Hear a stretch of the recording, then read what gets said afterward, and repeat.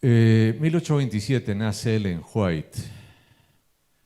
Chile todavía ni siquiera tiene una identidad completa. Todavía Chiloé ondea la bandera de España. No, el año anterior recién dejó de ondear la bandera española en Chiloé, el último reducto en Sudamérica del Imperio Español. Es para que tengamos un poco de contexto. De paso, de los que todos que están allá afuera, esas fotos, hay uno que estuvo aquí en Talcahuano antes de 1827. Es interesante que ustedes traten de descubrir quién de ellos estuvo. No fue Ellen White, porque no había nacido. Pero un dato quizás muy pedestre que quiero mencionar, muy simplón, pero que nos da una perspectiva de lo que significó su vida, es, cuando ustedes van al baño y no hay papel higiénico, ¿cómo se sienten? Bueno, cuando ella nació no existía el papel higiénico. Se usaban otros métodos para esa parte de nuestro aseo diario y personal. Es solo para que tengan una idea, no había electricidad, no había nada. Ella nace en un periodo también de gran ebullición. Ella nace en lo que llamamos hoy día el segundo gran reavivamiento en Estados Unidos, en Inglaterra. Comienza en Inglaterra, se traslada a Estados Unidos. Y ese segundo gran reavivamiento, y ojo que estoy diciendo segundo, está en un contexto de efervescencia religiosa impresionante y ya lleva unas 4 décadas cuando Ellen White nace. Periódicos comunes y corrientes, como hoy día en Chile podemos hablar del Mercurio, La Tercera, usan gran parte de sus páginas para escribir de asuntos religiosos. Esa efervescencia religiosa está en consonancia con el periodo profético en que se está viviendo. Los que viven ese reavivamiento espiritual no están totalmente alertas del periodo profético. Y hay algo más interesante. El primer gran reavivamiento, que es a principios de los 1700, hasta la mitad, tiene que ver con el fin de la profecía de los 1260 años.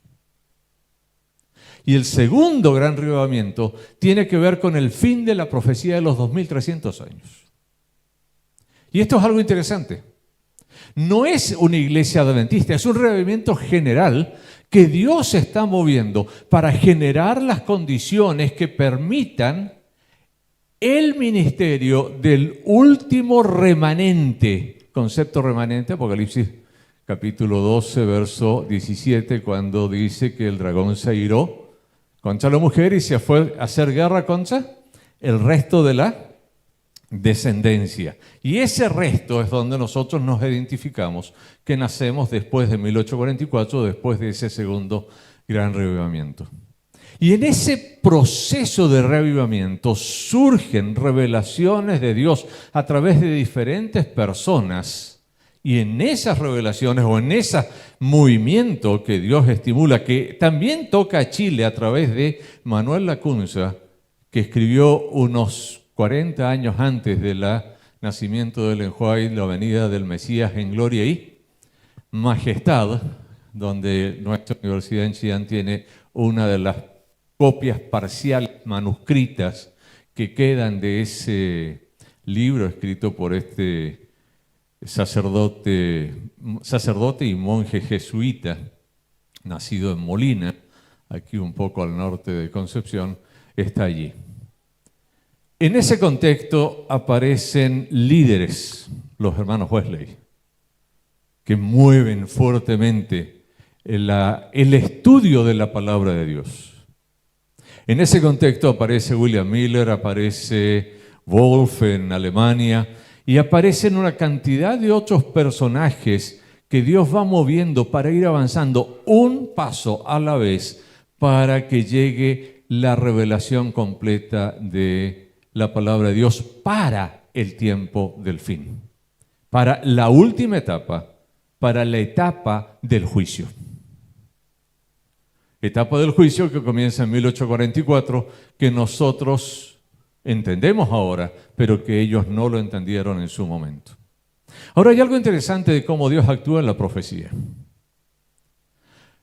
Tendemos nosotros a pensar que siempre hubo profeta en Israel o que siempre hubo profeta con las personas que siguieron a Dios, con su pueblo, con sus elegidos. Cuando ustedes van antes del diluvio, que tenemos muy pocos datos, son solo 6 o 7 capítulos prediluvianos, ustedes encuentran que no aparece el concepto profeta.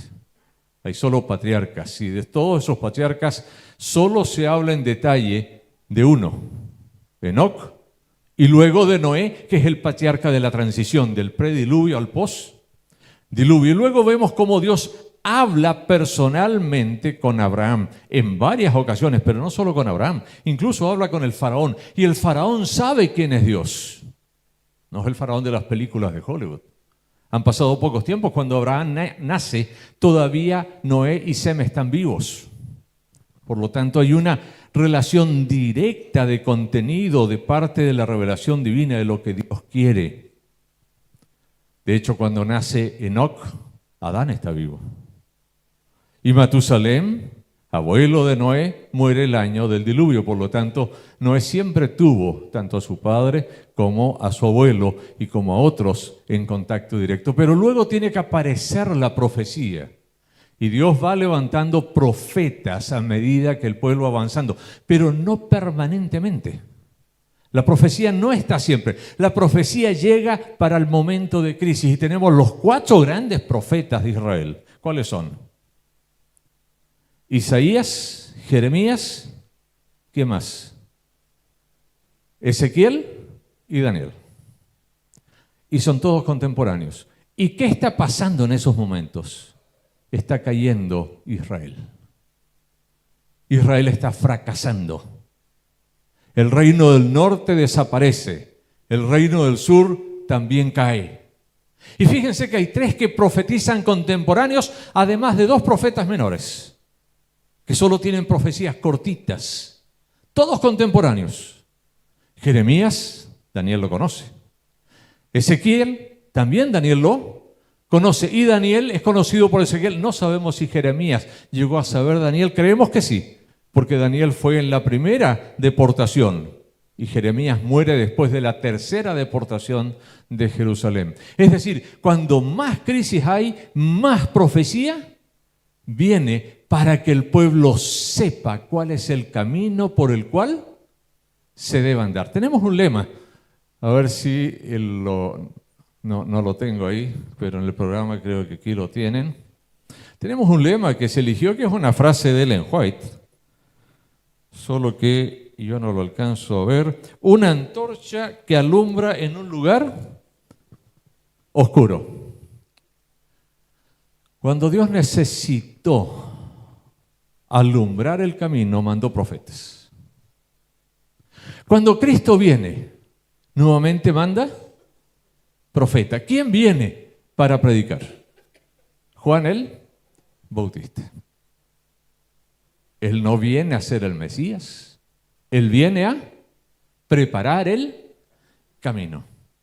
Ahora, cuando nuestra iglesia nace, Dios también envía su revelación. Y revelación especial y específica para un tiempo especial y específico.